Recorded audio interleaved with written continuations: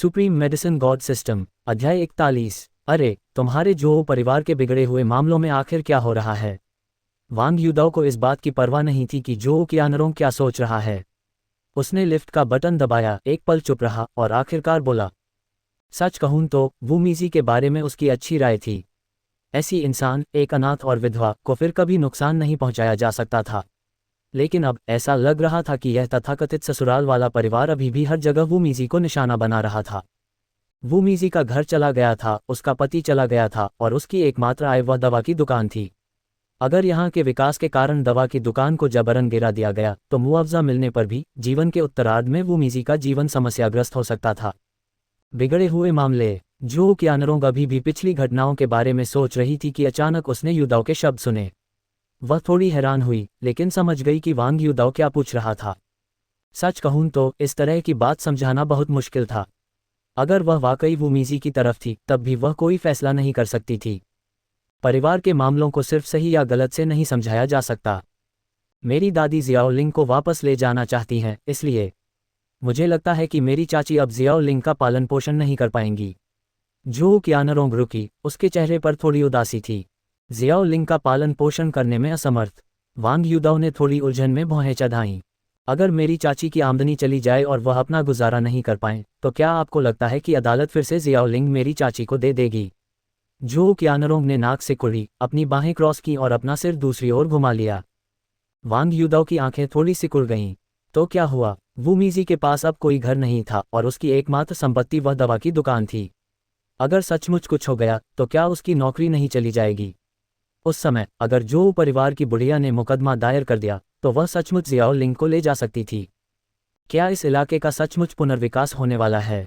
वांग युदाओ ने फिर पूछा। जो कियानरोंग ने भौहें चढ़ाईं, थोड़ी अनिश्चितता के साथ। पश्चिमी जिला, जब ये पहली बार बना था और कुछ लोकप्रिय था, उसे छोड़कर अब पतन की ओर है। लेकिन पूरे शहर में उस समय केवल पश्चिमी जिला ही वीरान था। वर्तमान स्थिति को देखते हुए इसकी बहुत संभावना है कि इसका पुनर्निर्माण किया जाएगा। मैंने सुना है कि एक बोली सम्मेलन होगा। ओह, जो परिवार आखिर करता क्या है? वांग युदाओ ने आश्चर्य से जो कियानरोंग को देखा।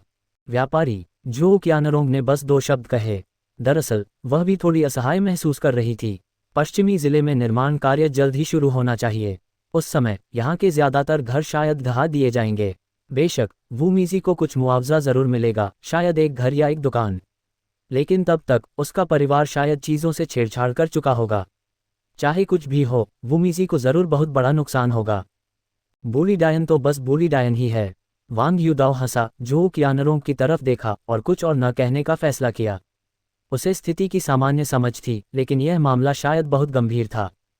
अब एक ही उपाय था, वू मीजी को उस बड़ी दवाखाने को सीधे बेच देना चाहिए। शायद कुछ लोगों ने पश्चिमी जिले में शहरी विकास के बारे में पहले ही सुन लिया था। इसे अभी बेचने से बेहतर कीमत मिलनी चाहिए।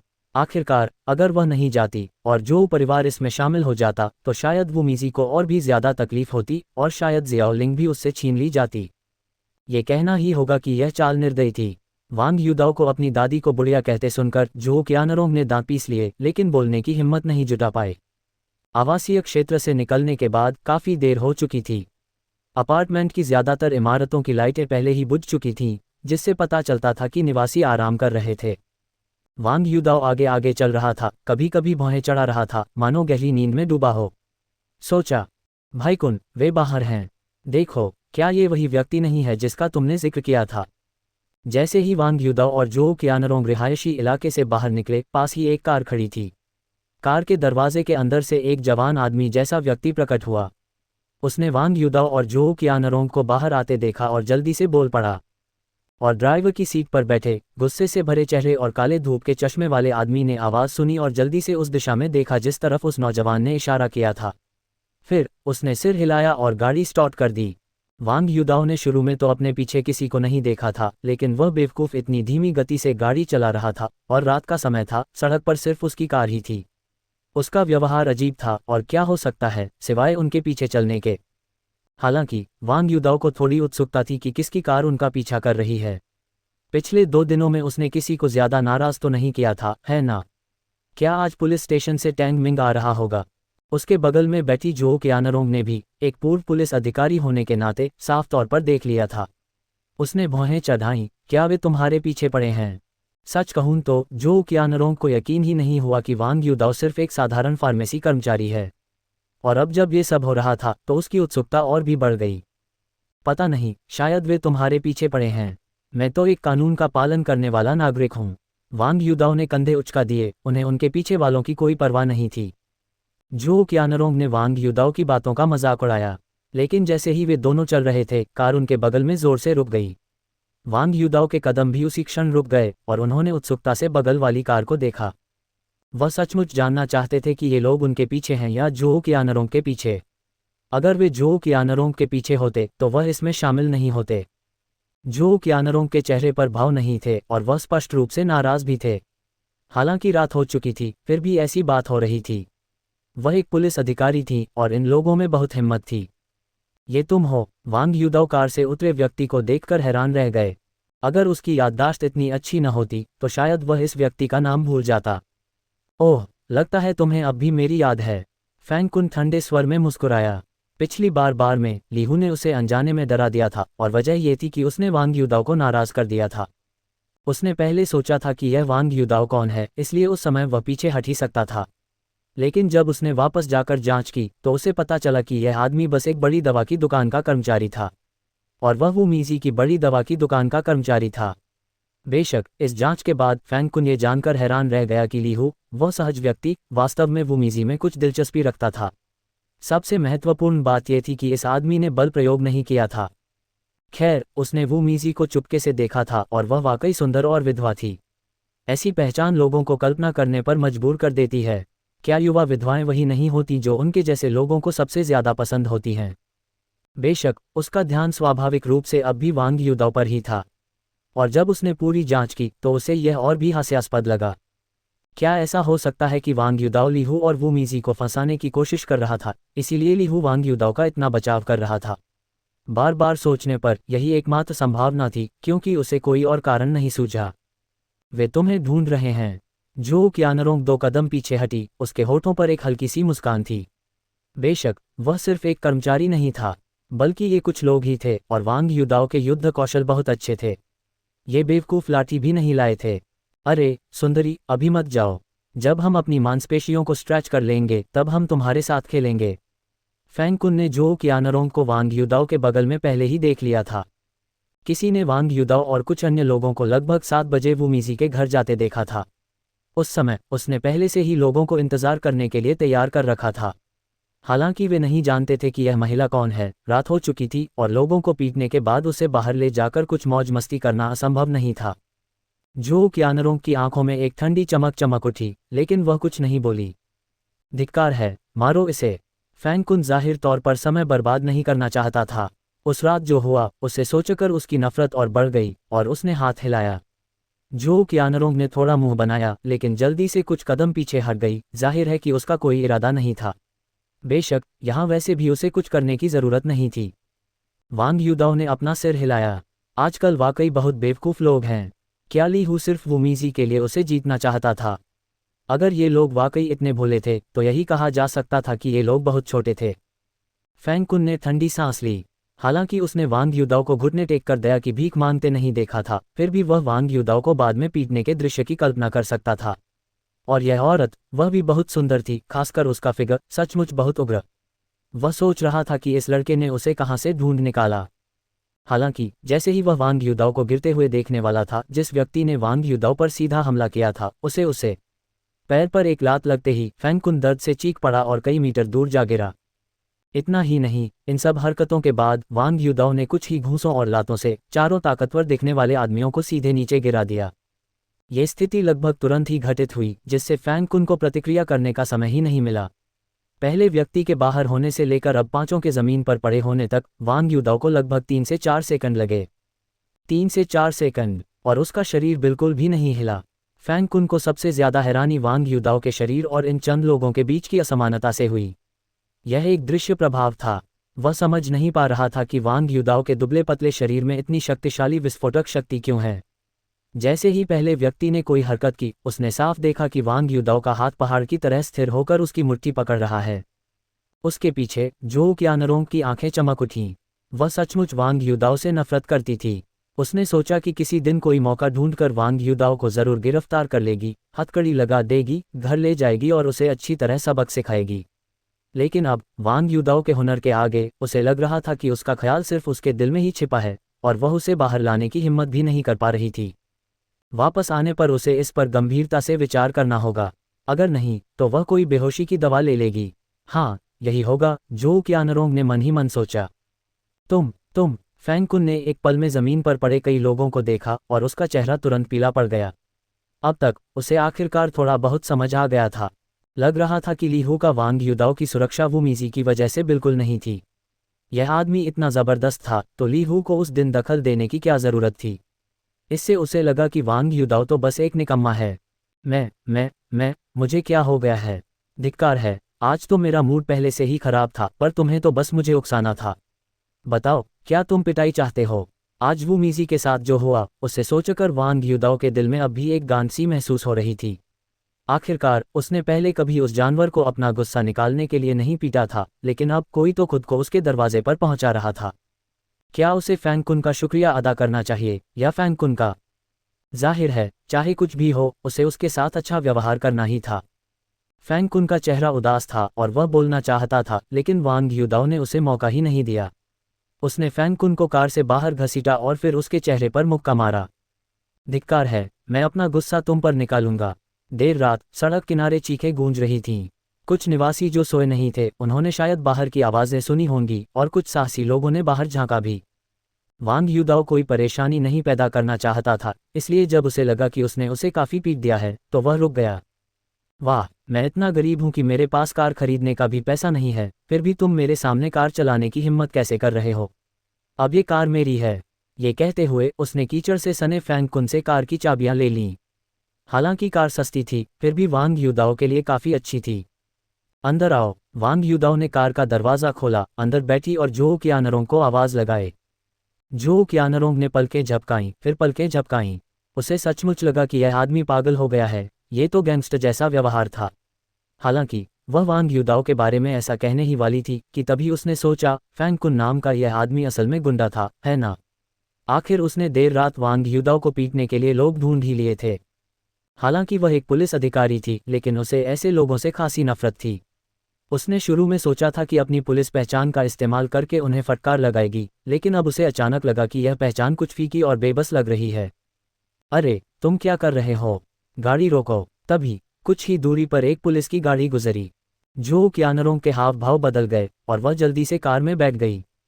चलाओ। वह भी एक पुलिस अधिकारी थी, लेकिन यहाँ जो हो रहा था उससे वह निपटना नहीं चाहती थी। ये फैंग कुन, ऐसा लग रहा था कि उसे वांग युदाओ से कोई रंजिश थी। स्वाभाविक रूप से वह नहीं चाहती थी कि पुलिस उन्हें देखे। वांग युदाओ ने अजीब तरह से स्टीयरिंग व्हील की तरफ देखा, फिर जो क्यानरोंग की तरफ। जो क्यानरोंग का चेहरा काला पड़ गया। मुझे मत बताओ कि तुम गाड़ी नहीं चला सकते। गाड़ी चलाना नहीं जानना क्या मजाक है? जब मैं भविष्य में कार खरीदूंगा तो जरूर एक ड्राइवर रखूंगा। वांग युदाओ ने नाक भान से कुड़ी। हट जाओ, मैं चला लूंगा। जो क्यानरोंग ने खर्राटे भरे। आखिरकार उसे इस आदमी की एक कमजोरी का पता चल गया। वह उठकर वांग युदाओ के साथ जगह बदलने ही वाली थी कि पीछे खड़ी पुलिस की गाड़ी का सायरन और नजदीक आता जा रहा था। वांग युदाओ का दिल जोर से धड़कने लगा। उसने तुरंत जो क्यानरोंग की कमर में हाथ डाला और उसे अपनी ओर खींच लिया, फिर उसे अपनी गोद में बिठा लिया। जल्दी गाड़ी चलाओ, मैं दोबारा पुलिस स्टेशन नहीं जाना चाहता। जहां तक उस फैंग कुन की बात है, मुझे शक है कि वह लापरवाही से बात करने की हिम्मत करेगा। जो क्यानरोंग की सांस रुक गई, लेकिन वह वांग युदाओ की गोद में ही बैठ सकी। हालांकि उसका चेहरा लाल हो गया था। ये स्थिति वाकई बहुत अजीब थी और वे एक कार में थे। गाड़ी चलाओ। वांग युदाओ ने पीछे मुड़कर देखा तो पुलिस की गाड़ी आ गई थी। जो क्यानरोंग ने खर्राटे भरे और जल्दी से कार स्टार्ट कर दी। कार तेजी से निकल गई और वांग युदाओ का दिल बुरी तरह घबरा गया। उसने स्पीडोमीटर पर नजर डाली, बुरी तरह डर गया। जो क्यानरोंग, क्या तुम मुझे मारने की कोशिश कर रहे हो? धिक्कार है, 140 मील प्रति घंटे की रफ्तार। हे भगवान, ये कार और शहर में।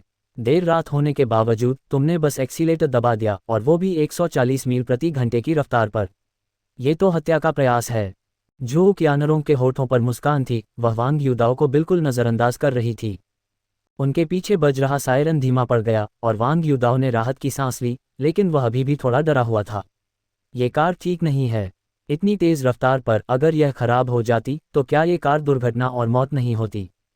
हम सुरक्षित हैं, हम सुरक्षित हैं। धीरे करो बेवकूफ़। वांग युदाओ चिल्लाया, उसका दिल लगभग सीने से बाहर निकल आया। जो कियानरों को आखिरकार वांग युदाओ की कमजोरी का पता चल ही गया था, तो फिर वो क्यों धीमी हो जाती? उसने अचानक एक्सीलेटर दबा दिया और उसकी गति और भी तेज हो गई। धिक्कार है, तुम फिर से मुझसे पंगा लेना चाहते हो। वांग युदाओ का चेहरा डर से पीला पड़ गया। उसे अभी अभी सिस्टम मिला था और अभी तक उसकी पत्नी भी नहीं बनी थी। उसके आगे अभी भी अच्छे दिन थे। अगर यह पागल औरत उसे हाईवे पर मरवा दे तो ये सब बेकार है। लेकिन हम अभी तक सुरक्षित क्षेत्र में नहीं पहुंचे हैं। जो कियानरों की आवाज़ थोड़ी शांत थी और उसके होठों पर मुस्कान और गहरी हो गई। अचानक से जो अलार्म बज गया था वह फिर से बजने लगा। क्या हो रहा है? वांग युदाओ चौंक गए और पीछे मुड़कर देखा तो देखा कि कई ट्रैफिक पुलिस की गाड़ियां उनका पीछा कर रही हैं। यहाँ रात में हमेशा लोग रेस लगाते रहते हैं। पुलिस हाल ही में इस इलाके की जांच कर रही है। जो कियानरोंग ने रुक रुक कर कहा। क्या? तो फिर तुम अभी भी इस तरफ क्यों गाड़ी चला रहे हो? वांग युदाओ का दिल बैठ गया। धिक्कार है, बुरी से बुरी हालत में तो उसे फिर से जेल जाना ही पड़ेगा। जो कियानरोंग मुस्कुराए, उसके चेहरे पर चालाकी की झलक दिखाई दी। क्या मैं भूल गई? ये कहते हुए उसने फिर से गाड़ी तेज कर दी। वांग युदाओ डर के मारे चीख पड़ा। जो कियानरोंग ने सोचा, तुम इतनी काबिल लगती हो फिर भी गाड़ी चलाने से इतना डर रही हो। धिक्कार है, मैं गाड़ी से उतरना चाहता हूँ। मैं पुलिस स्टेशन जाना चाहता हूँ। पागल औरत, तुमने मुझे पागल औरत कहा। जो कियानरोंग ने भौहें चढ़ाईं। वांग युदाओ के दिल में एक बुरा पूर्वाभास कौंध गया। उसके नीचे खड़ी कार तेजी से मुड़ी और जब उसने आगे का रास्ता देखा तो वह पूरी तरह से स्तब्ध रह गया। तुम क्या करने वाली हो? वांग युदाओ बुदबुदाया। हे, इसे पचा लेने दो। जो कियानरोंग ने एक भयावह मुस्कान दी, एक्सीलेटर दबाया और कार सीढ़ियों की एक लंबी सीढ़ियां उतर गई। धमाका, धमाका, धमाका। सीढ़ियों से उतरते हुए कार ऊपर नीचे उछल रही थी। जो कियानरोंग के होठों की मुस्कान और चौड़ी हो गई, लेकिन एक पल बाद उसे तुरंत एहसास हुआ कि कुछ गड़बड़ है। वांग युदाओ जोर से चिल्ला रहा था, लेकिन जैसे ही कार नीचे जाने लगी वह ऊपर नीचे उछलने लगी। जो कियानरोंग पहले से ही उसकी गोद में बैठी थी और हर टक्कर के साथ जो कियानरोंग के लचीले नितंब वांग युदाओ की जांघों से कसकर दब रहे थे। गर्मी पहले से ही तेज थी, इसलिए उसने ज्यादा कपड़े नहीं पहने थे। उसने बहुत पतली लो राइज पैंट पहनी हुई थी। जो कियानरोंग अब जवान लड़की नहीं रही, इसलिए स्वाभाविक रूप से वह इन बातों को अच्छी तरह समझती थी। वह ये भी समझती थी कि वांग युदाओ उस पर क्या दबाव डाल रहा था, लेकिन ये स्थिति स्पष्ट रूप से उसकी अपनी करतूत थी। अगर वह यहाँ कार नहीं चलाती तो क्या ऐसी स्थिति कभी हुई है? धमाक, धमाक, धमाक। कार आखिरकार समतल जमीन पर पहुंची। वांग युदाओ ने एक और ओह की आवाज निकाली, मानो वह पूरी तरह से अंदर घुस गया हो। जो कियानरोंग ने अपने होंठ काटे, ब्रेक लगाए, वांग युदाओ का हाथ हटाया और तेजी से गाड़ी चला दी। कुछ मिनट बाद जो कियानरोंग ने कार का दरवाज़ा खोला, तुरंत बाहर कूद गया और फिर वांग युदाओ की तरफ देखे बिना पीछे देखे भाग गया। वांग युदाओ सीट पर धंस गया। उसका हाव भाव कुछ अजीब सा था, ऐसा लग रहा था कि वह काफ़ी मज़े कर रहा है। सच कहूँ तो वांग युदाओ ने पहले जो कियानरोंग का फ़ायदा उठाने के बारे में नहीं सोचा था, लेकिन चूंकि वह पहले ही सोच चुका था, इसलिए स्वाभाविक रूप से वह और कुछ नहीं कहेगा। हालांकि वह फैंग कुन के बारे में थोड़ा उत्सुक था। क्या ली हू ने उसे नहीं बताया? पिछली बार फैंग कुन ली हू को प्रणाम कर रहा था। क्या ऐसा हो सकता है कि फैंग कुन ली हू के समूह का हिस्सा नहीं था? लेकिन वह इस बारे में ज्यादा नहीं सोचा। अगली सुबह वू मीजी हमेशा की तरह चेहरे पर मुस्कान लिए काम पर जल्दी पहुंच गई। कल की घटनाओं से वह बिल्कुल भी प्रभावित नहीं लग रही थी, लेकिन वांग युदाओ जानती थी कि वू मीजी अंदर ही अंदर बहुत चिंतित होगी और इस तरह की बात शायद कभी नहीं भूलेगी। क्या कल रात जब तुम और कियानरोंग वापस गए थे तब कुछ हुआ था? वांग युदाओ को देखते ही वू मीजी ने अचानक पूछा। वांग युदाओ थोड़ा स्तब्ध रह गया, फिर उसने सिर हिलाया। नहीं, क्यों? ओह, मैंने सुना है कि कल रात यहाँ कोई रेस लगा रहा था और पुलिस की गाड़ियों ने उनका बहुत देर तक पीछा किया, लेकिन उन्हें पकड़ नहीं पाई। बहुत अफरा तफरी मची हुई थी। वू मीजी ने राहत की सांस लेते हुए सिर हिलाया। वांग युदाओ मन ही मन हंसी। हाँ, कोई तो रेस लगा रहा था और रेस लगाने वाली उसकी भतीजी जो कियानरोंग थी। जो कियानरोंग की बात करें तो वांग युदाओ ने कभी नहीं सोचा था कि उस मृत लड़की का ड्राइविंग कौशल इतना अच्छा होगा। ऐसा लग रहा था कि उसे भविष्य में उससे सीखने का कोई न कोई मौका ढूंढना ही पड़ेगा। आखिरकार जब वह अमीर हो जाएगा तो उसे एक कार तो खरीदनी ही होगी, है ना? हालांकि ड्राइवर होना ठीक है, लेकिन अपनी कार खुद चलाना बेहतर है, ठीक अपने प्रेमी की तरह, तुम्हें पता है। हालांकि ये सब छोटी मोटी बातें थीं। वांग युदाओ को अब जिस बात की सबसे ज्यादा चिंता थी वह दरअसल वू मीजी की स्थिति थी। बहन वो, आपको ज्यादा चिंता करने की जरूरत नहीं है। अगर यह जगह दोबारा बन भी जाए तो भी तुम्हें मुआवजा मिलेगा। अगर वे मुआवजा नहीं देंगे तो हम हंगामा मचा देंगे। वांग युदाओ मुस्कुराया। वह जानता था कि हालांकि वू मीजी ने अपने चेहरे पर ज्यादा चिंता नहीं दिखाई, लेकिन वह अंदर ही अंदर बहुत चिंतित होगी। हालांकि इस तरह की चिंता करना बेकार है और अगर वह इसे दबाए रखेगी तो वह बीमार पड़ सकती है। वांग युदाओ की बातें सुनकर वू मीजी थोड़ा स्तब्ध रह गई, फिर मुस्कुराई, हालांकि उसकी मुस्कान थोड़ी कड़वी थी। तुम्हें यहाँ की स्थिति समझ नहीं आ रही है। अफसोस, जो परिवार रियल एस्टेट डेवलपर हैं, वे मूल रूप से शांगनान शहर के नहीं थे, लेकिन पिछले कुछ सालों में उन्होंने अपना ध्यान यहाँ केंद्रित कर लिया है। जो परिवार एक बाहरी व्यक्ति है, इसलिए स्थानीय रियल एस्टेट डेवलपर यहाँ की गतिविधियों पर जरूर ध्यान दे रहे हैं। शांगनान शहर की अर्थव्यवस्था अच्छी है और शहर के पश्चिम में शहरी निर्माण लंबे समय से धीमा चल रहा है। यदि वास्तव में कोई बोली प्रक्रिया है तो बाहरी व्यक्ति के रूप में जो परिवार निश्चित रूप से इसे सुरक्षित करने के लिए अपनी पूरी कोशिश करेगा। उस समय वू मीजी ने आह भरते हुए कहा। वांग युदाओ को आखिरकार समझ आ गया। उसने ऐसी स्थिति की उम्मीद नहीं की थी। दूसरे शब्दों में, जो परिवार पहले से ही शांगनान शहर के आर्थिक क्षेत्र में प्रवेश करना चाहता था। कई लोग शायद शहर के पश्चिम में शहरी निर्माण पर नजर गड़ाए हुए थे, खासकर जो परिवार जो निश्चित रूप से इसे अपना मुख्य लक्ष्य बनाएगा। आखिरकार वे बाहरी लोग हैं और पहचान हासिल करने के लिए उन्हें अपनी उपस्थिति बढ़ाने के लिए एक बड़ी परियोजना की आवश्यकता है। उस समय जो परिवार के लिए वू मीजी को यूं ही खत्म करना आसान होगा। जहां तक जवाबी कार्रवाई की बात है तो वह और भी असंभव था। वू मीजी एक अनाथ थी, वह इन लोगों से, खासकर यहाँ इतने गुंडों के साथ कैसे मुकाबला करने की हिम्मत कर सकती थी। वांग युदाओ ने एक पल के लिए भौहें चढ़ाईं, समझ नहीं आया कि क्या करे और केवल वू मीजी को दिलासा दे सका। लेकिन वह इस मामले में चुपचाप खड़ा होकर कुछ नहीं कर सकता था। फिलहाल वह बस यही उम्मीद कर सकता था कि उसका सिस्टम अपग्रेड हो जाए तेजी से और वह ज्यादा प्रभावी कौशल हासिल कर लेगा। अगर उस समय दवाखाना सचमुच नहीं खुल पाता तो भी कोई फर्क नहीं पड़ता। बेशक वह नुकसान उठाने वाला नहीं था। अगर जो परिवार सचमुच हद से ज्यादा आगे बढ़ जाता तो वह उनसे निपटने के लिए कम सम्मानजनक तरीके अपनाने से भी नहीं हिचकिचाता। अगले 2 दिन अपेक्षाकृत शांतिपूर्ण रहे। वांग युदाओ को उम्मीद थी कि फैंग कुन फिर से मुसीबत मोल लेने आएगा, लेकिन जो क्यानरोंग इन 2 दिनों में नहीं आया था। उसे लगा कि वह पिछली घटना को लेकर अभी भी नाराज है। हालांकि जब वह बाहर निकली और उसने प्रवेश द्वार पर खड़ी कार देखी तो उसका सिर फिर से घूम गया। अगर उसे ठीक से याद है तो इस कार की कीमत शायद 7 से 8 लाख युआन के आसपास थी। वांग युदाओ भी हैरान दिखे। हालांकि उन्हें कारों की ज्यादा समझ नहीं थी, लेकिन उन्हें पता था कि यह कार सस्ती नहीं होनी चाहिए। कम से कम उस कार से तो बेहतर होनी चाहिए जो उन्हें पिछली रात फैंग कुन से मिली थी। छी छी, जवान मालिक तो अलग ही होते हैं। धिक्कार है, मैं तो शायद जिंदगी भर में भी इस कार के लिए पर्याप्त कमाई नहीं कर पाऊंगा। वांग युदाओ ने सिर हिलाया। आजकल तो यह असमानता बहुत ज्यादा थी, लेकिन वह कुछ नहीं कर सकते थे। हालांकि दूसरी पीढ़ी के अमीर वारिसों ने नफरत जरूर फैलाई, लेकिन उनके पास पूंजी तो थी ही और उनके पिता भी इतने जबरदस्त थे। वू मीजी पूरी तरह से उलझन में थी। कार में बैठने के बाद भी उसे अभी भी समझ नहीं आया। वांग युदाओ ने धीरे धीरे जो बातें बताईं उनसे वह थोड़ी चिंतित हो गईं। वह पहले सोचती थी कि वांग युदाओ एक बहुत ही नेक इंसान है, लेकिन अब उन्हें अचानक लगा कि वांग युदाओ कुछ अस्पष्ट हैं। युदाओ, तुम दोनों कैसे मिले? वू मीजी अपनी जिज्ञासा दबा नहीं पाए और आखिरकार पूछ ही लिया। हाँ, सिस्टर वो, क्या आपको नहीं पता? मेरे बुजुर्ग की तबीयत ठीक नहीं थी और वांग युदाओ ही थे जिन्होंने उनकी मदद की थी। वांग युदाओ के कुछ बोलने से पहले ही वांग चेंगकाई ने हंसते हुए कहा। वू मीजी ने भौहें चढ़ाईं, फिर हैरान भाव से वांग युदाओ को देखा। बीमारियों का इलाज? वांग युदाओ बीमारियों का इलाज कर सकती थीं। उन्हें कैसे पता ही नहीं था? वांग युदाओ ने अजीब सी हंसी हंसते हुए वू मीजी की नज़रों से मिलते हुए कहा, दरअसल मेरी किस्मत अच्छी थी सिस्टर वो, हम बाद में फार्मेसी में मरीजों को देखकर इसे आजमा सकते हैं। नहीं, रहने दो। वांग चेंगकाई, आप जरूर कुछ अमीर लोगों को जानती होंगी, है ना? अगर आपके दादाजी जैसा कोई बेहोश हो तो बस मुझे ढूंढने आ जाना। हालांकि फीस थोड़ी ज्यादा होगी। पिछली बार हार झेलने के बाद इस बार वह फिर से हार नहीं सकता था। चिंता मत करो, ये निश्चित रूप से 1 लाख से कम नहीं होगा। वांग चेंगकाई खिलखिलाकर हंसा। ठीक है, तो मैं इसे बहन वू के साथ आधा आधा बांट लूंगा।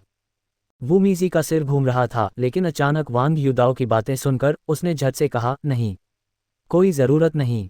आप बीमारी का इलाज करते हैं, आपको पैसे ज़रूर लेने चाहिए। मेरे साथ क्यों बांट रहे हैं? हम इन बातों पर बाद में बात करेंगे। वांग युदाओ ने अपना सिर हिलाया। वह शुरू से ही इन मामलों पर बात नहीं करना चाहता था और उस समय ये स्पष्ट नहीं था। वू मीजी ने सिर हिलाया, उसका सिर और भी चकरा रहा था। शांगनान शहर में कई महंगे क्लब हैं और कुछ सिर्फ सदस्यों के लिए ही खुले हैं। हाँ, कुछ और भी सख्त निजी क्लब भी हैं, ऐसी जगहें जहां आम लोग नहीं जा सकते। इस जगह यूमैन की तरह यहाँ आने वाले ज़्यादातर लोग रुतबेदार होते हैं, जैसे कि व्यापारिक वर्ग के लोग। गाड़ी पहले ही रुक चुकी थी। वूमीजी अभी भी थोड़ी हतप्रभ थी और इस जगह को देखने के बाद वह और भी उलझन में पड़ गई। क्या हम यहाँ जा रहे हैं? उसने धीरे से वांग युदाओ से पूछा। वांग युदाओ ने अपना सिर हिलाया, मुझे भी नहीं पता। खैर, चेंग काई दावत दे रहा है, इसलिए हमें इसकी चिंता करने की ज़रूरत नहीं है। वांग युदाओ इस बारे में बहुत स्पष्ट थे कि कब बेशर्मी दिखानी है और कब झूठ बोलना है।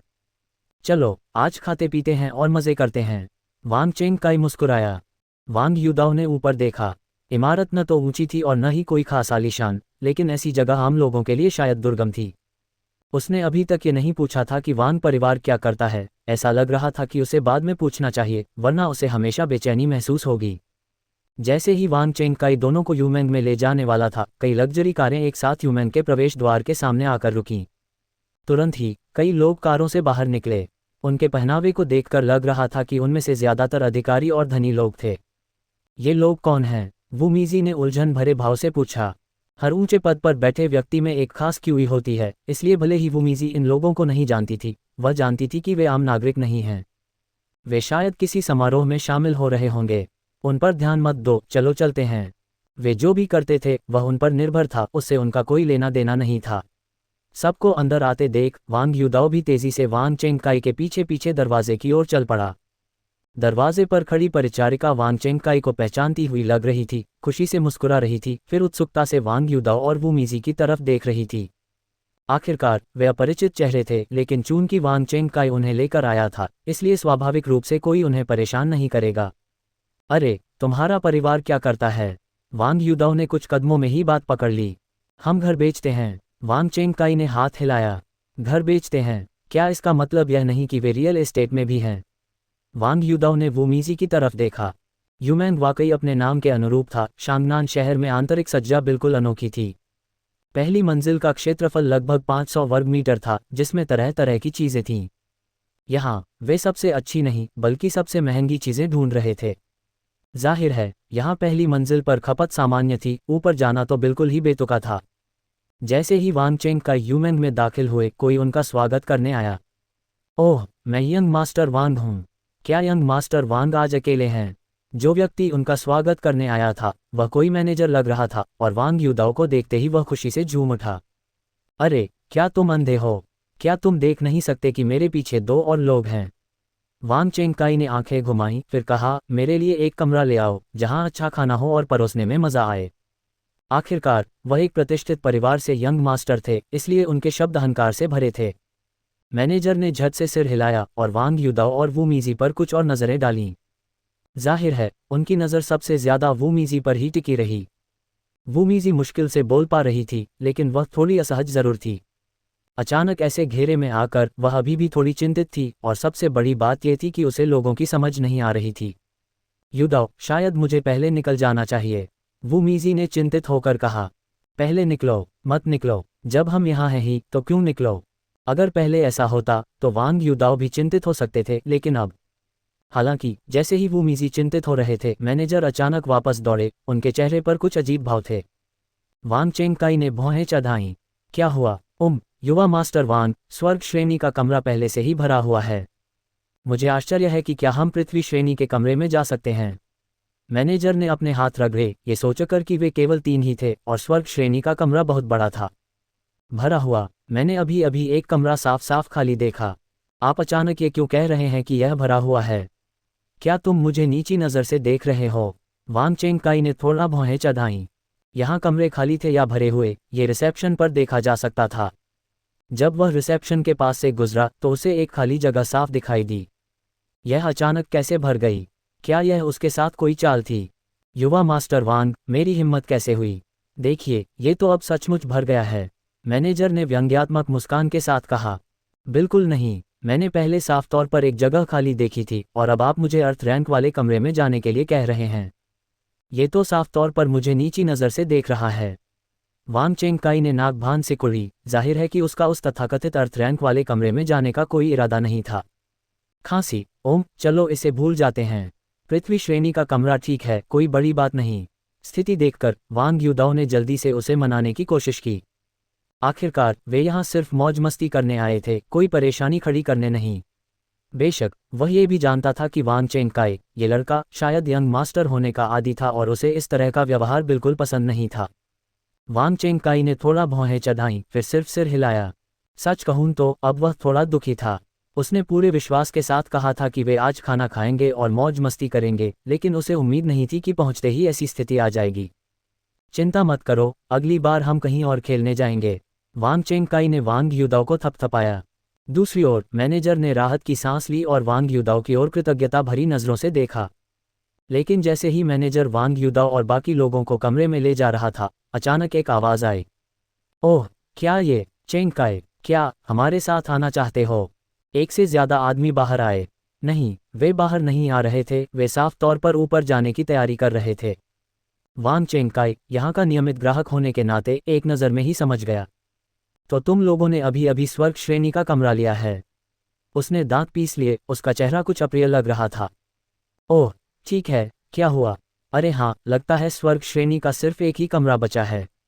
असल में हमें कोई आपत्ति नहीं है, क्या हम सब साथ चलें? मुख्य पात्र, जो लगभग वांग चेंगकाई की ही उम्र का था, की आंखें थोड़ी उदास थीं। उसने वांग चेंगकाई और बाकी दो लोगों की तरफ देखा, और जब उसने वू मीजी को देखा तो वह थोड़ा रुक गया। हालांकि इस समय वू मीजी और वांग युदाओ ने समूह को और भी ज्यादा आश्चर्य से देखा, क्योंकि जोऊ जिया असल में लोगों के इस समूह में शामिल था। जोऊ जिया का हाव भाव भी अच्छा नहीं था, यहाँ तक कि वह भौहें भी चढ़ा रहा था। उसने उम्मीद नहीं की थी कि वू मीजी वांग चेंगकाई के साथ होगा, और हाँ, वह व्यक्ति भी वहाँ मौजूद था जिसने उसे उस दिन डरा दिया था। क्या हो रहा था? वांग परिवार का व्यवसाय शांगनान शहर में बेहद मजबूत था और दशकों से व्यवसाय में होने के कारण शांगनान शहर का एक प्रमुख आधिपत्य था।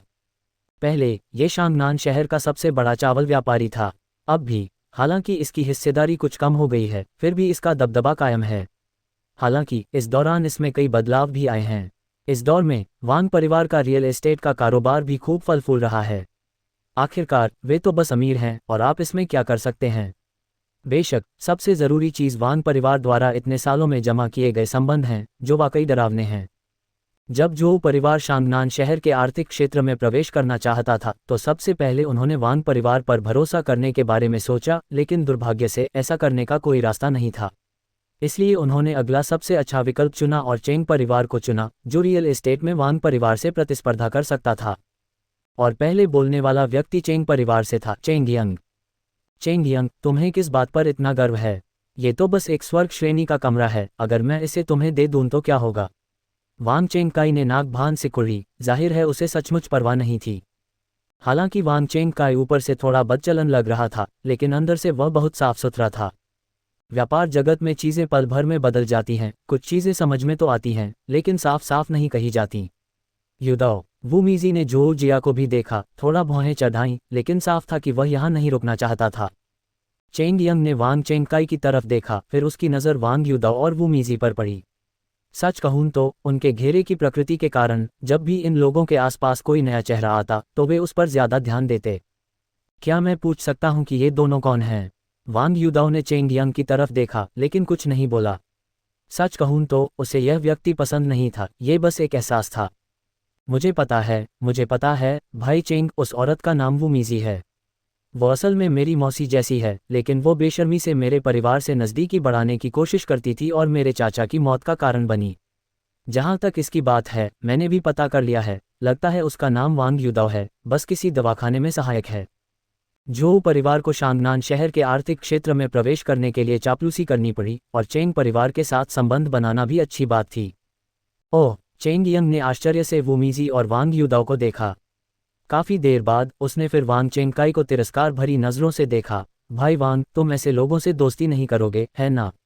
ऐसे लोगों से दोस्ती करना? चेंग यंग, तुम्हें मेरे काम की चिंता करने की ज़रूरत नहीं है।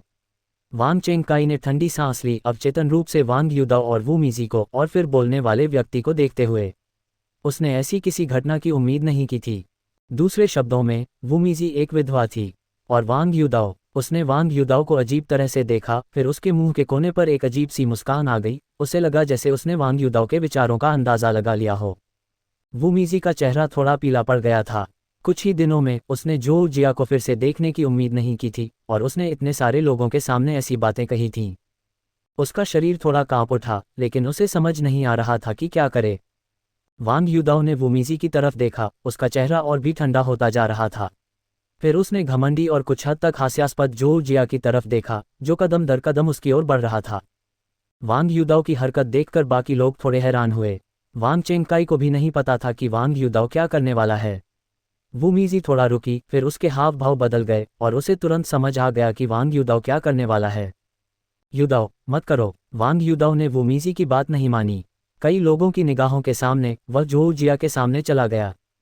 जो जिया को स्वाभाविक रूप से कुछ दिन पहले की बात याद आ गई, लेकिन यहाँ बहुत सारे लोग थे और यह जगह यूमेंग थी।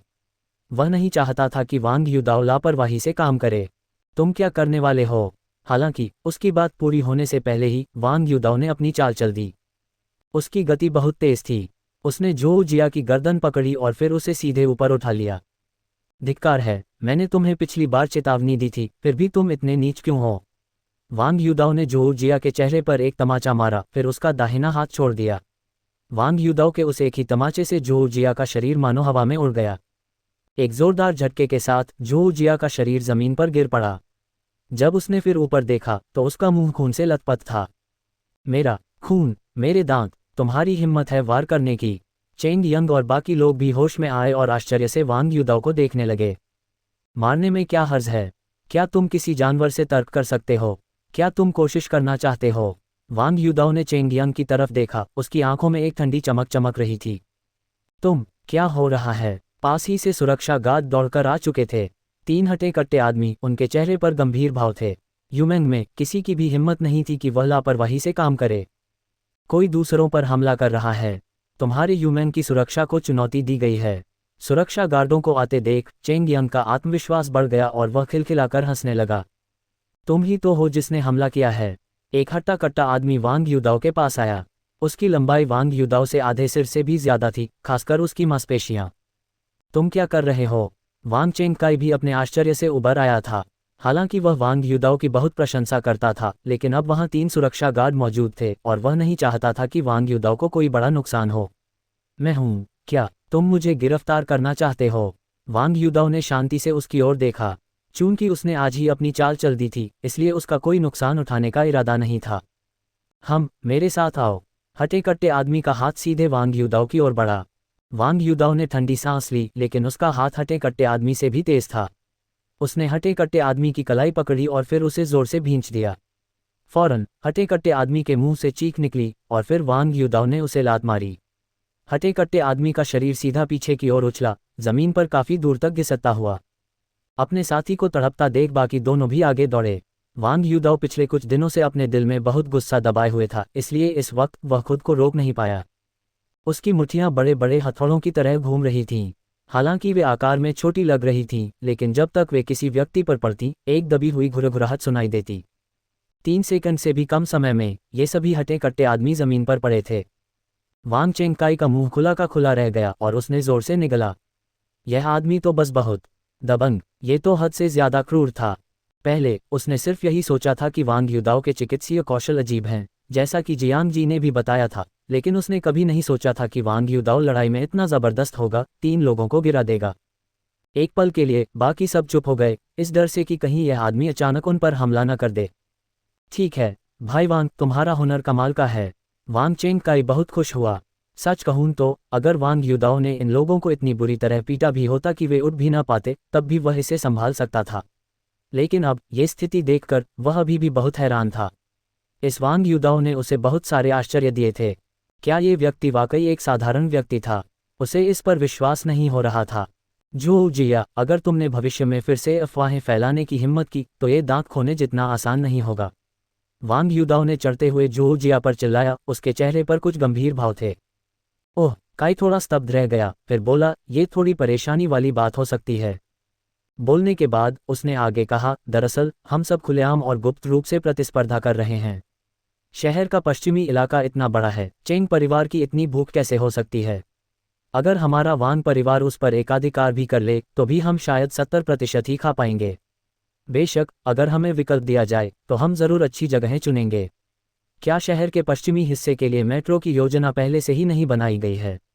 उस समय मेरा अनुमान है कि मेट्रो के प्रवेश द्वारों के पास के इलाकों के लिए काफ़ी लड़ाई होगी। वांग युदाओ ने भौहें चढ़ाईं। अगर ऐसा है तो यह वाकई थोड़ी परेशानी वाली बात होगी। उसने वू मीजी की ओर देखा जो भी उतनी ही चिंतित थी, और वांग युदाओ ने उसे दिलासा दिया, चिंता मत करो, हालांकि का एक वंशज है, वह इस तरह के छोटे मोटे मामलों को संभाल सकता है। अरे अरे, मैंने कब कहा कि मैं ये कर सकता हूँ? काई ने मुस्कुराते हुए कहा, हालांकि उसके लहजे में ज्यादा कठिनाई नहीं थी। आज की घटनाओं ने वूमीजी को वांग युदाओ के बारे में और भी उलझन में डाल दिया। आखिर इस आदमी के साथ क्या मामला था? वह यहाँ काम करने क्यों आया था और उसकी सिफारिश किसी रिश्तेदार ने की थी? वह समझ नहीं पा रही थी कि इतना काबिल इंसान यहाँ क्यों आएगा। क्या वह मुझे पसंद करता है? यह विचार वूमीजी के दिमाग में आया, लेकिन उसने झट से सिर हिलाकर उसे दूर कर दिया। बदकिस्मती से यह विचार उसके मन में जड़ जमा चुका था और वह उसे दूर नहीं कर पा रही थी। बूढ़े मालिक वांग का स्वास्थ्य अच्छा माना जाता था, आखिरकार उनका व्यापक औषधीय उपचार चल रहा था। वांग युदाओ उनसे मिलने नहीं गए, लेकिन पिछली बार के बाद वांग चेंगकाई कभी कभी वांग युदाओ से मिलने आते और अपने परिवार के मामलों के बारे में बात करते। वांग युदाओ को वांग चेंगकाई के बारे में काफ़ी अच्छा लगता था, लेकिन उसे अभी भी उसे और बेहतर तरीके से जानने की ज़रूरत थी। हालांकि कुछ दिनों बाद अस्पताल से फ़ोन आया और बताया गया कि टोंग टोंग उसे देखना चाहता था, और टोंग टोंग फिर से कोमा में जाने लगा था। वांग युदाओ ये समझ सकता था, टोंग टोंग आखिरकार 16 साल की लड़की थी, और चूंकि वह इतने लंबे समय से बीमार थी, इसलिए शायद उसे बहुत कुछ समझ आ गया होगा। पिछली बार जब उसने टोंग टोंग को जगाया था तब वह चला गया था। इन कुछ दिनों के बाद टोंग टोंग के शरीर में थोड़ा सुधार होना चाहिए था। हालांकि शुद्धिकरण कला का दर्जा बहुत कम होने के कारण ये निश्चित रूप से टोंग टोंग को अनिश्चित काल तक जगाए नहीं रख सकता था। लगता है मुझे टोंग टोंग पर फिर से शुद्धिकरण कला का प्रदर्शन करना होगा। धिक्कार है, 5 और दवाइयाँ खत्म हो जाएंगी। अस्पताल के प्रवेश द्वार पर खड़ा बूढ़ा आदमी अब भी वैसा ही था। उसके मुंह में सफ़ेद दांत थे जिनका इस्तेमाल ब्लैक सिस्टर टूथपेस्ट का विज्ञापन करने के लिए किया जा सकता था। वांग युदाओ ने बूढ़े आदमी की तरफ सिर हिलाया और धीरे धीरे अस्पताल में दाखिल हुआ। शाम के 6-7 बज चुके थे, रात के खाने का समय बहुत बीत चुका था। अस्पताल में अभी भी कई मरीज थे। कभी कभी वह सोचता था कि इन अस्पतालों में लोग कितने थके हुए होंगे। टोंग टोंग का वार्ड नहीं बदला था और डॉक्टर शेन हमेशा से उसके अटेंडेंट फिजिशियन रहे थे। डॉक्टर शेन ही तो आए थे। उसे फिर से देखकर उसका वही गुस्सा अब भी था, इतना ठंडा कि वह लोगों को जमा सकता था। बेशक वांग युदाओ समझ गया था, आखिरकार उसे औरतें पसंद थीं, वरना वह उसके पूरे शरीर से निकल रही मर्दाना क्यूई का विरोध कैसे कर सकती थी। तुम्हें आकर उससे मिलना चाहिए। टोंग टोंग इन दिनों बहुत देर से सो रही है। उसे डर है कि वह तुम्हें देख नहीं पाएगी, इसलिए वह तुम्हें व्यक्तिगत रूप से धन्यवाद देना चाहती है। डॉक्टर शेन ने भावशून्यता से कहा, मानो उसका पूरा चेहरा चिपक गया हो। धिक्कार है, क्या मुस्कुराने से तुम्हारी जान चली जाएगी? वांग युदाओ मन ही मन बड़बड़ाया, फिर उदासीनता से बोला, सब ठीक है, मैं उसका फिर से इलाज करूंगा और वह इतनी देर तक सोएगी नहीं। डॉक्टर शेन ने उत्सुकता से वांग युदाओ को देखा। सच कहूं तो उन्हें वांग युदाओ के इलाज में बहुत दिलचस्पी थी, क्योंकि उन्हें समझ नहीं आ रहा था कि वांग युदाओ उनका इलाज कैसे कर रहे हैं। इस तरह का इलाज वाकई चमत्कारी था। जियांग जी भी इस पर शोध कर रहे थे, लेकिन उन्हें कुछ नहीं मिला था। वह पूछना तो चाहती थी, लेकिन जैसे ही उन्हें उस बदमाश वांग युदाओ का ख्याल आया, उन्होंने अपना मुंह बंद कर लिया। जब उन्होंने टोंग टोंग को फिर से देखा तो वांग युदाओ उन्हें पहचान ही नहीं पाए। उनके रंग में काफ़ी सुधार ज़रूर आया था, लेकिन ये साफ था कि वह अभी भी कमज़ोर थी और उनकी पलकें बहुत भारी लग रही थीं। आप ज़रूर बड़े भाई युदाओ होंगे, टोंग टोंग ने कहा। वांग युदाओ को देखते ही उनके होठों पर एक हल्की सी मुस्कान आ गई। उनकी कमज़ोर शक्ल देखकर लोगों का दिल दुख जाता था। हाँ टोंग टोंग, कैसा लग रहा है? वांग युदाओ ने आह भरी, लेकिन एक मुस्कान भी। उसके चेहरे पर खुशी छा गई। बहुत बेहतर, पहले से बहुत बेहतर। पहले तो जागना भी मुश्किल होता था, लेकिन अब वह कम से कम अपनी आंखें खोलकर नीला आसमान तो देख सकती थी। बस उसने अपने पिता को बहुत समय से नहीं देखा था, जिससे वह थोड़ी चिंतित थी। हाँ, अच्छी बात है, चिंता मत करो, मैं तुम्हारी बीमारी ठीक कर सकती हूँ, लेकिन अभी पूरी तरह से ठीक नहीं कर सकती। मैं थोड़ी देर में तुम्हारा फिर से इलाज करूँगा और तुम्हें इतनी नींद नहीं आएगी। वांग युदाओ मुस्कुराए। ऐसे मरीजों के लिए उनकी मानसिक स्थिति बहुत महत्वपूर्ण होती है। अगर वे खुश रह सकें और जीवन की के लिए आशा रख सकें तो ये सबसे अच्छा होगा। शुक्रिया बड़े भाई, टोंग टोंग मुस्कुराई, लेकिन वह और कुछ नहीं कर सकती थी। अब उसकी एकमात्र आशा वांग युदाओ की बीमारी से ठीक होने के बाद उसका कर्ज चुकाना था। इलाज पिछली बार जैसा ही था। हालांकि इस बार डॉक्टर शेन मानसिक रूप से तैयार थे, और हालांकि उन्होंने अपनी आंखें चौड़ी कर ली थीं, फिर भी उन्हें समझ नहीं आ रहा था कि क्या हो रहा है। इस आदमी ने अचानक टोंग टोंग के रंग को कैसे बेहतर बना दिया। ये सुधार नंगी आंखों से भी दिखाई दे रहा था, क्योंकि टोंग टोंग की पलकें अब पहले जैसी सूजी हुई नहीं थीं। ऐसा लग रहा था जैसे उसने अचानक पवित्र जल पी लिया हो। कार्यालय में वांग युदाओ का दिल टूट गया था, उसके 5 और मेडिसिन पॉइंट्स खत्म हो गए थे। ऐसा लग रहा था कि उसे मेडिसिन पॉइंट्स कमाने के लिए जल्दी से काम पूरे करने होंगे। कार्यालय डॉक्टर शेन की। उसने अपने बाहरी कपड़े उतार दिए थे और छोटी बाजू का टॉप पहना हुआ था। उसकी भौहें सिकुड़ी हुई थीं, मानो वह बहुत उलझन में हो। आप टोंग टोंग का इलाज कैसे करती हैं? डॉक्टर शेन ने वांग युदाओ की ओर देखा, बिल्कुल उलझन में। बस यूं ही। क्या हुआ, तुम कोशिश करना चाहती हो? ठीक है, मैं तुम्हारे कपड़े पहनकर तुम पर आजमाती हूँ। वांग युदाओ को पता नहीं क्यों, लेकिन जब भी वह डॉक्टर शेन को देखता, उसके अंदर छिपा भेड़ियापन चुपचाप उभर आता। उसने उसे सीटी बजाई, फिर बेहद शरारती अंदाज में डॉक्टर शेन की मेज पर गया और सीधे उसकी मेज पर बैठ गया। नीचे उतरो। डॉक्टर शेन ने वांग युदाओ के शरारती रूप को देखकर भौहें चढ़ाईं, फिर ठंडे स्वर में कहा, नीचे उतरो। मैं उठ तो सकती हूँ, लेकिन नीचे उतरना थोड़ा मुश्किल है। तुम्हें पता है, मैंने अभी किसी का इलाज किया है और मेरा सिर थोड़ा चक्कर खा रहा है। आप मुझे नीचे क्यों नहीं उतारते?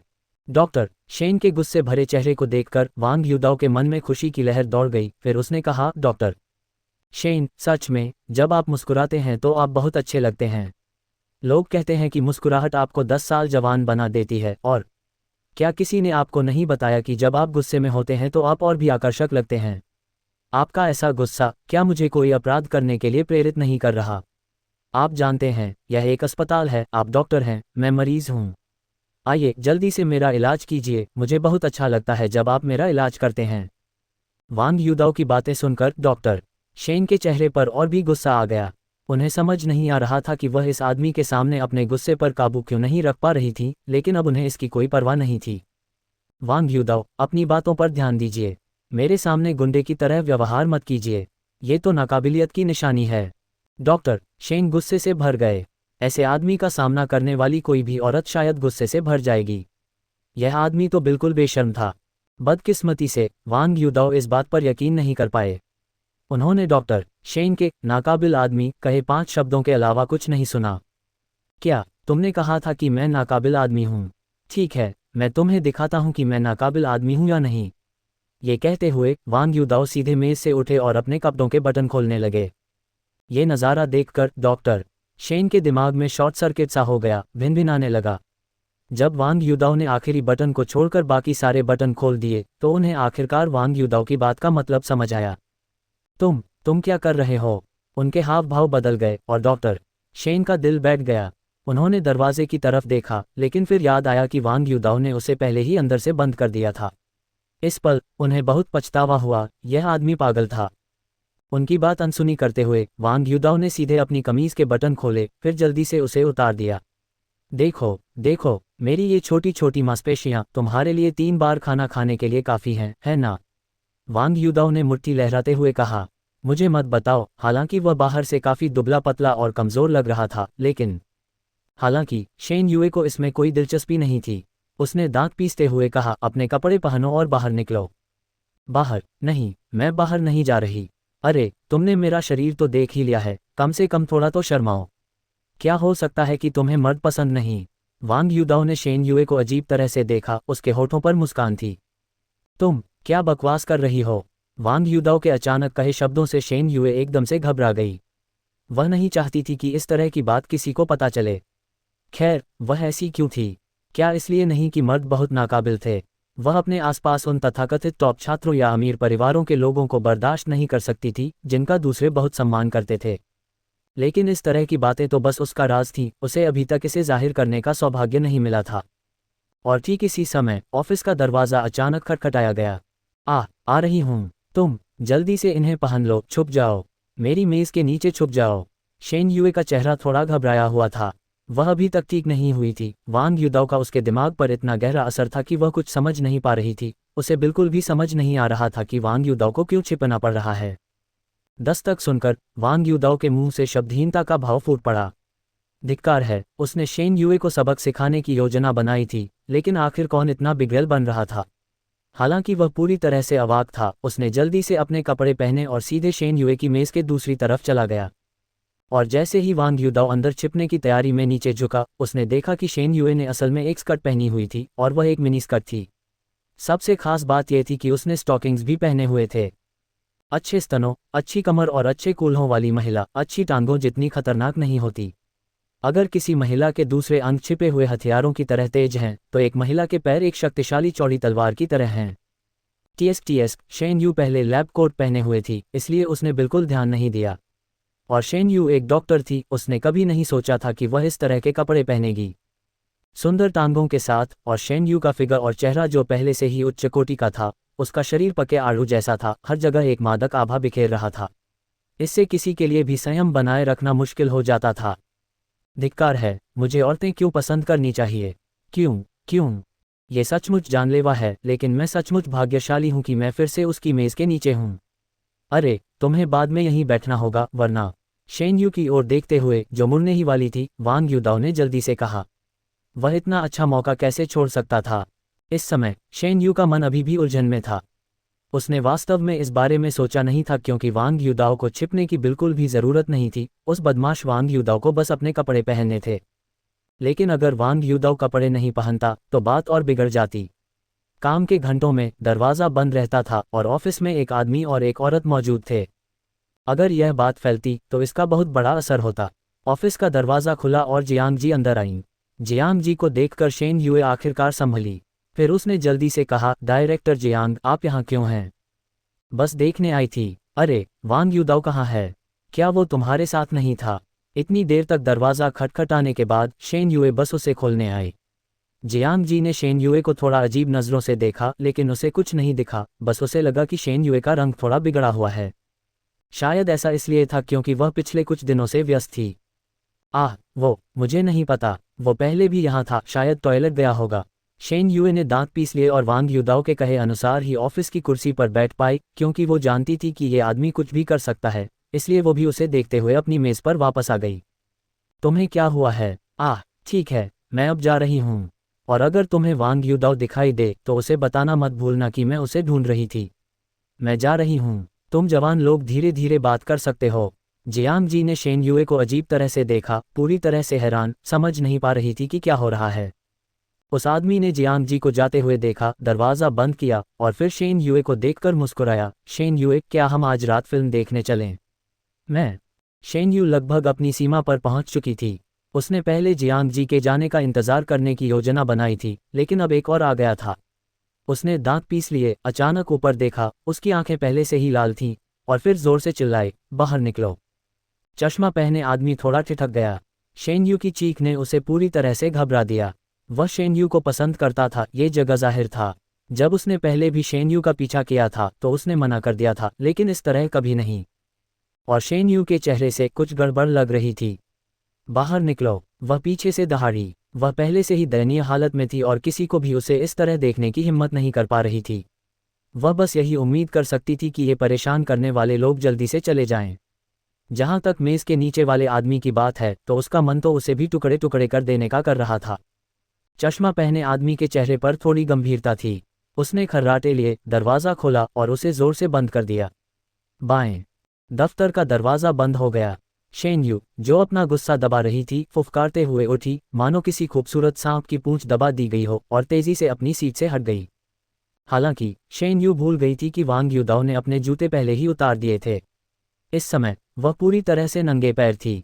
वांग युदाओ धीरे धीरे, खुशी से भरे चेहरे के साथ मेज़ के नीचे से रेंग कर बाहर आए। वांग युदाओ, तुम बिगड़ैल। वांग युदाओ को रेंगते हुए बाहर आते देख शेन यू गुस्से से भर गई, उसकी आंखें लाल हो गईं। ऐसा लग रहा था जैसे वह वांग युदाओ को पूरा निगल जाना चाहती हो। उसने कभी सोचा भी नहीं था कि यह वांग युदाओ इतना दुस्साहसी हो सकता है।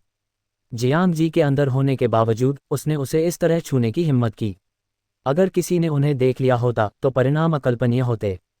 वांग युदाओ मुस्कुराए। ऐसा लग रहा था कि शेन यू को गालियां देने में कोई महारत नहीं थी, उसके पास बस यही एक वाक्य था। लेकिन शेन यूए सचमुच गुस्से में लग रही थी। वांग युदाओ ने अपनी नाक रगड़ी, अजीब तरह से अपने हाथ फैलाए और फिर कहा, मुझे माफ़ करना, मैं सच में खुद को रोक नहीं पाया। तुम मुझे पूरी तरह से दोषी नहीं ठहरा सकती। तुम्हें किसने कहा था कि तुम इतने उत्तेजक कपड़े पहनो और मुझे अपनी मेज़ के नीचे रेंगने दो? क्या तुम्हें पता नहीं था कि तुमने आज स्कर्ट पहनी है? वांग युदाओ को अभी भी बहस करते देख शेन युए का चेहरा लाल हो गया। हाँ, उसने आज स्कर्ट पहनी थी, लेकिन वही तो मेज़ के नीचे रेंगकर उसे धमका रहा था। यह नफरत से भरा वांग युदाओ अब सारा दोष उस पर मर रहा था। ये पूरी तरह से जिम्मेदारी से बच रहा था। तुम जिम्मेदारी से भागने की कोशिश कर रही हो। अगर तुमने मुझे धमकी नहीं दी होती, यह नहीं कहा होता कि अगर मैं अपनी मेज़ पर नहीं बैठूंगी तो तुम उठ जाओगी, तो क्या मैं तुम्हारे छूने पर वहीं बैठी रहती? शेन युए की आंखें थोड़ी नम थीं जब उसने वांग युदाओ को देखा, इतना गुस्सा कि उसके हाथ कांप रहे थे। ये स्थिति देखकर वांग युदाओ का मुंह बिचक गया। उसे जल्दी से वहां से चले जाना चाहिए। ऐसा लग रहा था कि शेन युए आज सचमुच गुस्से में थी।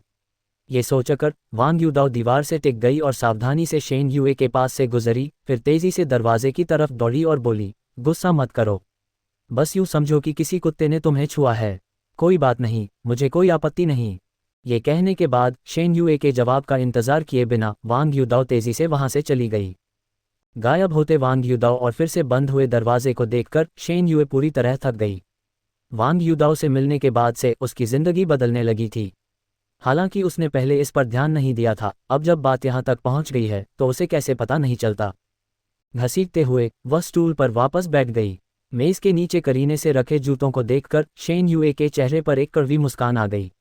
लेकिन उसे सबसे ज्यादा हैरानी उस एहसास की हुई जो उसे वांग युदाओ के छूने पर हुआ, ऐसा एहसास जो उसने पहले कभी महसूस नहीं किया था। वांग युदाओ को नाकामयाब सा महसूस हुआ। इससे पहले जब उसने अपने कपड़े उतारे और शेन यू को अपना शरीर दिखाया तो शेन यू को जरा भी शर्म नहीं आई। ये वाकई निराशाजनक था। क्या ये औरत सचमुच मर्दों से इतनी नफरत करती है? यह अविश्वसनीय था। कम से कम किसी पुरुष का शरीर देखकर तो उसकी कुछ प्रतिक्रिया होनी चाहिए। नहीं, लगता है उसे अभी और मेहनत करनी होगी। उसने यह मानने से इनकार कर दिया कि शेन यू की यौन प्रवृत्ति को बदला नहीं जा सकता। यह ऐसा था जैसे कोई औरत अपने कपड़े उतार दे और किसी पुरुष का ध्यान अपनी ओर बिल्कुल न खींचे। काश, कितनी नाकामी। जहां तक जियांग जी का उसे ढूंढने का सवाल है, उसे इसकी जरा भी परवाह नहीं थी। उसने अंदाजा लगाया कि वह आदमी जरूर उससे किसी बीमारी का इलाज करवाना चाहेगा, इसलिए वह अस्पताल से निकलकर जल्दी से दवा की दुकान की ओर भागा। दवा की दुकान में वुमीजी काउंटर पर बैठी विचारों में खोई हुई थी। साफ था कि वह चिंतित थी। वांग युदाओ ने जोऊ जिया को मारा था और जोऊ परिवार की उसकी समझ के आधार पर यह मामला अभी खत्म नहीं हुआ था। जोऊ परिवार के कुछ लोगों को शायद हैरानी होगी कि वह वांग परिवार के किसी सदस्य को कैसे जानती है, लेकिन वे इस बात को यूं ही नहीं जाने देंगे। बाहर मौसम थोड़ा गर्म था और पूरी गली में ज्यादा लोग नहीं थे, बल्कि काफी कम थे। लोगों का एक समूह तेजी से एक जगह की ओर भाग रहा था। दवाखाने के बाहर वह व्यक्ति रुका, ऊपर देखा और फिर सीधे अंदर भाग गया। जैसे ही ये लोग अंदर भागे, वुमीजी ने उन्हें तुरंत देख लिया। हालांकि उसे नहीं पता था कि वे वहां किस लिए आए हैं, लेकिन उनकी आक्रामक आभा ने साफ इशारा कर दिया कि यह कोई अच्छी बात नहीं है। लेकिन इससे पहले कि वह कुछ पूछ पाती, नेता के हाथ में पकड़ी छड़ी सीधे काउंटर पर जा गिरी। धमाका! कांच का काउंटर तुरंत टुकड़े टुकड़े हो गया। वुमीजी डर के मारे चीख पड़ी, उसका शरीर कांप रहा था, हिल भी नहीं पा रही थी। और इसी समय वांग युदाओ, जो अभी अभी अस्पताल से भागकर आई थी, प्रवेश द्वार पर पहुंची। दवा की दुकान में अचानक हुई ऐसी घटना ने आसपास खड़े लोगों को इशारा करते और फुसफुसाते हुए आकर्षित कर लिया था। ये देखकर वांग युदाओ के चेहरे के भाव एकदम बदल गए और वह अंदर भागा। कुछ लोग काउंटर तोड़ रहे थे, कुछ लोग फर्नीचर तोड़ रहे थे और एक के बाद एक खनखनाहट की आवाजें आ रही थीं। सिस्टर वो! वांग युदाओ का चेहरा गंभीर था। वह सबको अनदेखा करते हुए अंदर भागी और तुरंत वुमीजी का नाम पुकारा। वुमीजी कोने में खड़ी थी, कांप रही थी और लोगों को अपनी लाठियां घुमाते हुए देख रही थी। अचानक उसने वांग युदाओ की आवाज़ सुनी और उसे भागते हुए अंदर आते देखा। वह तुरंत दौड़ी, उसके चेहरे पर आंसू बहने लगे। युदाओ! वांग युदाओ ने जल्दी से वुमीजी को सहारा दिया और उसे एक तरफ खींच लिया, इस डर से कि कहीं वह इन लोगों से प्रभावित न हो जाए। फिर उसने चिंतित भाव से पूछा, बहन वो, क्या आप ठीक हैं? क्या हुआ?